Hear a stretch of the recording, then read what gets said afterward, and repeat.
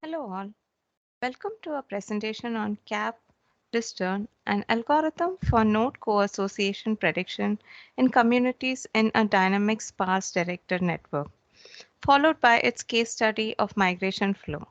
I'm Jaya Srivalsa Nair, a faculty member at the International Institute of Information Technology, Bangalore. This paper is co-authored by Asta Jakar, who was at the time of writing the paper a graduate student at the Indian Institute of Technology, Kharagpur.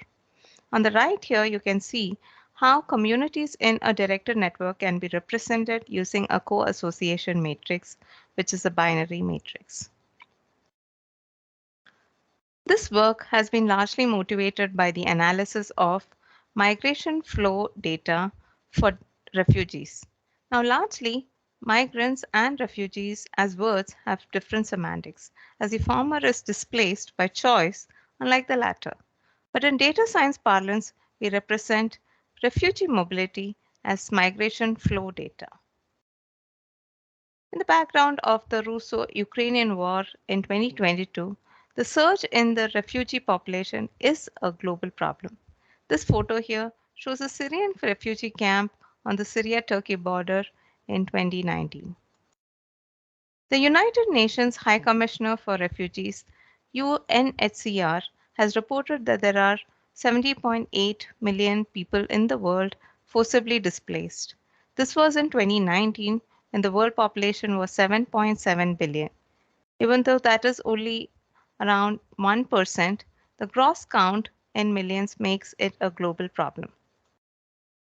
The migration flow data is traditionally studied truly as a network flow problem, where countries of origin and those of asylum are studied in the form of origin destination matrices.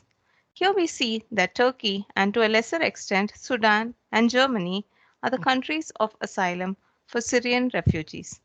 Now, this is predominantly driven by the proximity of the countries of the asylum to those of the origin. A visualization here shows how the migration flow, where the more opaque end indicates countries of asylum. We can see that the countries in North America and Europe, which are developed economies, tend to be the countries of asylum. Of the countries of asylum, the USA and France ranked the highest in terms of inflows. We thus have seen that there are patterns in the countries of asylum. Hence, can there possibly exist communities of these countries in the flow networks? Can we mine these patterns and extract information from the network analysis? We make an attempt here.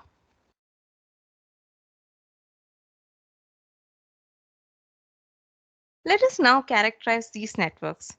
They are 1. Dynamic, that is in the form of time series. 2. Sparse, given the one-person statistics. 3. Directed, given the origin-destination logistics. And 4. Weighted. Of course, as the edges as the edges of the network encode the number of refugees. This data is also sparse given that the data collection exists in a geopolitical system. This poses an interesting dataset for knowledge discovery. We also see here that usually a few of the characteristics are studied together, but not all of them at the same time. Our work does this joint analysis of all the characteristics, which is novel. The network data at each time instance is called a snapshot. The network data consists of countries as nodes and the refugee population count as edge weights. Though we focus on migration flow data, we would like to generalize our work to any dynamic sparse directed networks, which we call as DSDNs. Hereafter, we refer to this as a class of networks we work with where migration flow becomes just a case study. Thus, we now focus on forecasting community behavior in a DSDN. The motivation behind this work is driven by 2 points. One, the community behavior helps us in understanding the network data better. Two, um, what we have observed is that the data is not taken in its entirety given its multidimensional characteristics of dynamic, sparse, directed, and weighted networks. Since the dataset is fairly complex, as a first cut, we have narrowed down the challenges. Given it is sparse, can we find the important or significant subnetwork to track over time? We now say that a subnetwork that shows persistent community behavior is significant, given our focus is on community detection in such networks. We define this concept more specifically later. Now, there are several community detection algorithms that can be applied to the network here. How do we choose which one is the most optimal one? What does optimality mean here in such a scenario? Finally, what can be a good algorithm to arrive at for predicting communities in the future? Community behavior can be predicted by either predicting the communities themselves or by predicting if any two given nodes will belong to the same community in the future. We focus on the latter, which we refer to as the co-association relationship between nodes. Thus, we propose an algorithm, CAP-DSDN, to predict the co-association behavior. CAP-DSDN is expanded as the co-association prediction for dynamic, sparse, directed networks. Let us formally define important terms here.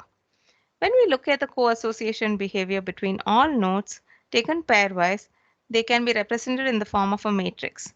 We call this as the co-association matrix, which is a symmetric one. The data items or nodes are the same in rows and columns and follow the same ordering or permutation along both rows and the columns. The cell ij gives a value 1 if the entity in the row and the entity in the jth column belong to the same community. Otherwise, the value is 0, thus making CAM, that's a co-association matrix, a binary matrix. The diagram shows the equivalent co-association matrix for a toy network example.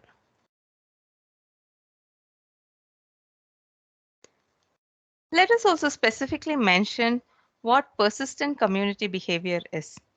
It is the property of a node in a dynamic network where there's a high likelihood of non-zero co-association with other nodes in the network across all snapshots. What that means is that a node will not be disconnected from other nodes in any snapshot. In summary, our contributions are the algorithm itself, the use of persistent community behavior from the co-association matrices in the form of an entropy metric H, and the use of time series autoregressive models for forecasting co-association. We use the entropy metric H to determine a threshold tau H for densifying a sparse network. Let's briefly state our proposed CAP-DSDN algorithm. In step 1, we perform the community detection in each snapshot of the DSDN using an ensemble of community detection algorithms and compute an aggregated CAM. In step 2, we determine the subnetwork of the nodes with persistent community behavior, thus performing node filtering of the network. In step 3, we perform the time series autoregressive models for predicting co-association in the filtered network. For community detection, we looked at methods used for directed networks. Three methods that are known to be robust by using the directionality information have been used here, namely speaker-listener label propagation algorithm (SLPA), modularity optimization for directed networks by projecting to undirected ones (mod n), and infomap algorithm (IMAP). Since these methods are semantically different, we wish to not combine the results but choose one method as an optimal one. So our next question is, how do we choose an optimal community detection method? For this, we rely on two aspects: quality metrics applicable for communities in networks for every snapshot, and consistent performance without either over or under fragmenting across all snapshots.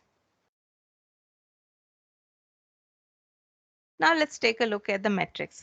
We have tested several state-of-the-art metrics but finally chosen the 5 that are consistently giving good results across all snapshots, namely link modularity (LM), internal edge density (IED), average internal degree (AID), cut ratio (CR), and Z modularities (ZM). Now, why do we need so many metrics? We need them to build redundancy in confirming the optimal method in the absence of ground truth, which often happens with real-world datasets. To understand how we can work with co-association matrices in CAP-DSDN, let us take a look at what co-association matrix itself means. As we mentioned, it is a symmetric binary matrix. To use CAM in autoregressive models, we need to reformat them in the form of stochastic models. Hence, we need to convert them to probability of co-association matrices.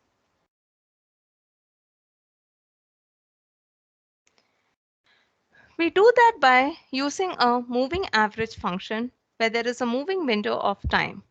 We now say that based on n snapshots prior to and inclusive of the current one, we can say there is a probability by which two nodes may be co-associated. This probability is thus computed as an average of n CAMs. We call this new matrix the probability of co-association matrix or probabilistic co-association matrix. Given we have completed community detection using an optimal method, we now compute PCAMs, that is, the probabilistic co-association matrices at each snapshot. Moving on to step 2, we now filter the network by removing nodes. This filtering is needed to enable the use of autoregressive models for which we want to reduce the imbalance of the number of attributes as they are greater, much greater than the number of snapshots. This in turn leads to overfitting, which we want to avoid. We know that the nodes remain the same across all snapshots, but the edges don't stay the same.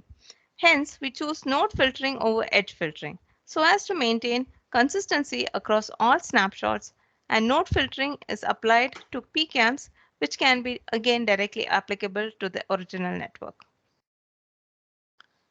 We propose the metric called entropy rate for node filtering.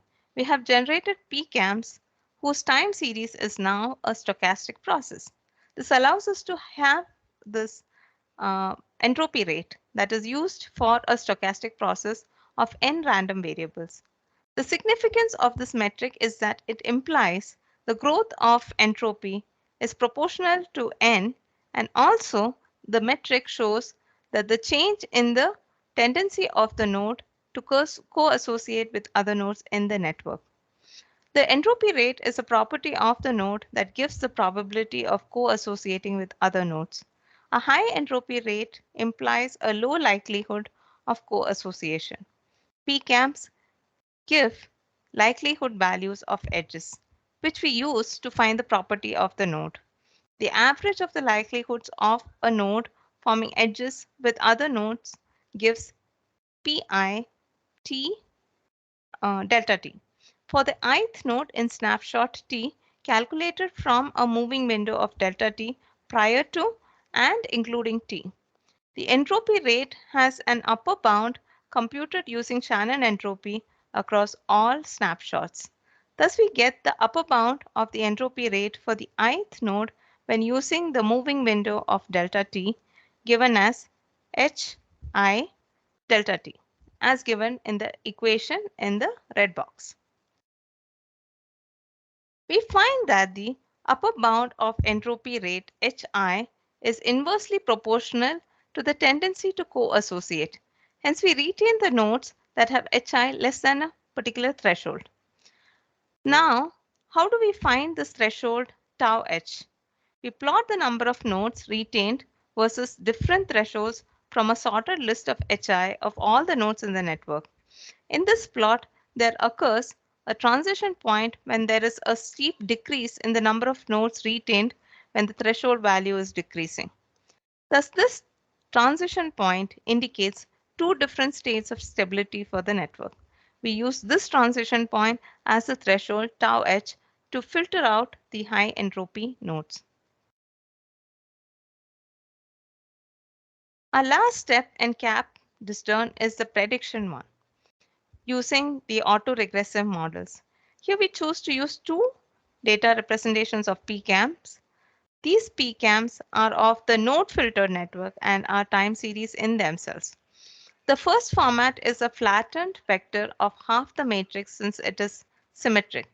Thus, for a matrix of size n, we have a vector of size n into n minus 1 by 2, excluding the diagonal. The second format is where these elements are treated independent of each other, that is, not as a vector. The autoregressive models we can now run are number one, VAR, and number two, ARMA models. For the vector autoregressive, that's the VAR model, for the vector format, P is the order of the autoregressive model. Given that we have the size of the vector to be much larger than the number of timestamps, we now use low values of P, that is 1, 2, 3. In the equation, we see that the dependent or the outcome vector y of length k, constants vector c, error term epsilon, and k cross k matrices as coefficients ai. The choice of p can be data driven, which is part of future work. For the autoregressive moving average ARMA model for the independent attribute format, two models are combined, where P is the order of the autoregressive model and Q is the order of the moving average model. For dependent or outcome variable Y, we have coefficients of the autoregressive model as phi and those of the moving average model as theta and error term epsilon. Again, we use low values of P and Q, that is P is equal to 1, 2, 3 and Q is equal to 1, 2. We validate our prediction results using normalized mutual information NMI score and RAND index, which are routinely used as clustering metrics in the absence of ground truth. NMI uses the intersection of sets to determine the cluster overlaps, and RAND index uses the relationships between pairwise nodes. Thus, we compare our prediction results with the results of the known values in the years that we have taken the snapshots for and which weren't used for training. We now describe the case study of UNHCR migration data from 2005 to 2018. There are 208 countries of origin and 186 countries of asylum. After pruning zero edges, we finally get 190 nodes for 19 snapshots. We use data from 2000 to 2015 to build the prediction models. And as we mentioned earlier, in the absence of ground truth, we predict and test for the remaining 3 years.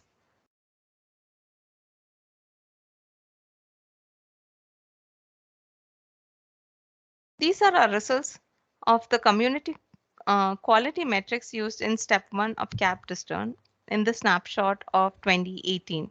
We find that InfoMap performs more consistently than the other two. The desirable value of all the metrics is such that higher values are better. In step 1, we also look at the trend of the number of communities, that is the top plot, and the number of countries in the largest community, that is the bottom plot, to study the fragmentation across all snapshots. We see that InfoMap, that's the blue bars, has a consistent number of communities in the top plot. We observe that all the three methods have consistent variation in the number of countries in the largest community throughout. Hence, altogether, we choose the InfoMap method. For all three methods, we see that the transition point is at 2.7985. That's the red dotted vertical line for the entropy rate. Hence, we choose this value as a threshold for node filtering in step 2. Our final results for predictions indicate that the VAR model works better than the ARMA model, which may be attributed to the collective information used as a vector, given that the PCAM values are not truly independent of each other semantically. We also find that RAND index performs better than normalized mutual information as a metric for validation. This could be attributed to the fact that RAND index inherently uses the co-association matrix for its analysis, whereas normalized mutual information uses set theory for its analysis. Before we conclude our talk, we would like to walk you through the related work, which is quite sparse for distance. In recent work in 2019, the communities in distance have been modeled as routed activity-driven networks. For sparse directed networks, there is very recent work in 2021 on community detection using parameter sparse random graph model, which preserves directionality. Spectral methods have been routinely used for sparse directed network community detection. And for large sparse undirected networks, perturbing and resampling have been used in the past for information aggregation. Some of the works important in shaping our work also include the classification of different community detection algorithms and specific empirical comparison of algorithms for directed networks. Summarizing our work, we have proposed a three-step algorithm, CAP-DSDN, for co-association prediction in dynamic sparse directed networks, which is a novel and significant contribution. The key aspects of our algorithm include the use of probabilistic co-association matrices, entropy rate for node filtering, and autoregressive models for time series forecasting of co-association. For the specific UNHCR case study, which motivated this work, we found InfoMap to be an optimal community detection algorithm and vector autoregressive model for best prediction. Now, we have only touched the surface, and this subject warrants in-depth study. There are limitations in this study in terms of generalizing it across datasets purely because there's a dearth of datasets such as this, especially the ones where there is a larger number of timestamps compared to the attributes involved. Further statistical analysis of the co-association values is required to find a better fit of the prediction models. We have only explored the use of VAR and ARMA models as a first cut solution as they are very generalized.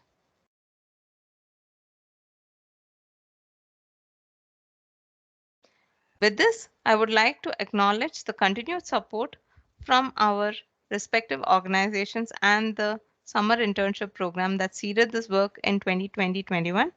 Thank you for your attention. We'll be happy to take questions.